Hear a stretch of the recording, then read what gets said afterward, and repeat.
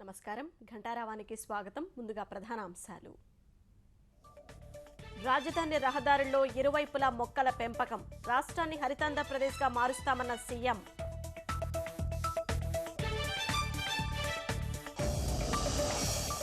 లోపాల సవరణకే ఆరోగ్య మిత్రులకు విద్యార్హత నిబంధన, తొలగింపు ప్రచారం సరికాదన్న మంత్రి కామినేని.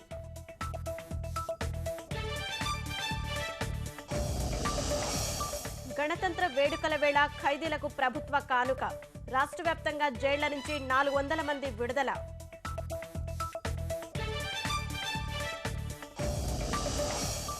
దేశవ్యాప్తంగా ఘనంగా గణతంత్ర వేడుకలు, ఆకట్టుకున్న శకటాల ప్రదర్శన, సైనిక విన్యాసాలు.